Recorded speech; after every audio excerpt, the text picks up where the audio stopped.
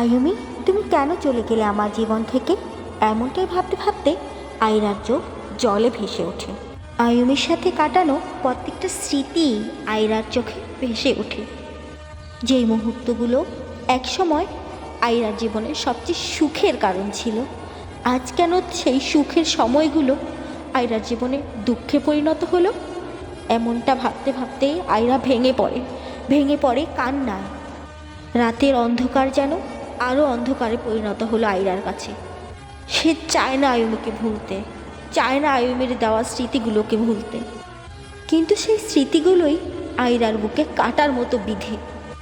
এই যন্ত্রণা আয়রাকে তিলে তিলে শেষ করে দিচ্ছে, কিন্তু তাও আয়রা চায় না আয়ুমির দেওয়া সেই স্মৃতিগুলোকে ভুলতে। আয়ুমি যে ছিল তার একাকিত্বের সঙ্গী, যেই আয়ুমি তাকে একাকিত্ব থেকে বের করে এনেছিল, সেই আয়ুমি কেন তাকে একাকিত্বে ঠেলে দিল? এমনটাই ভাবতে থাকে আয়রা। ভাবতে ভাবতে ভেঙে পড়ে আয়রা। আয়ুমিকে কোনোদিনও ভোলা সম্ভব না আয়রার পক্ষে। আয়রা পারবে না আয়ুমিকে ভুলতে। আয়রা যে কেউ পারবে না আয়ুমিকে ভুলতে। আয়ুমির মতো করে কেউ যে তাকে আর ভালোবাসতে পারবে না, তাই তো সে আয়ুবকে ভুলতে পারবে না।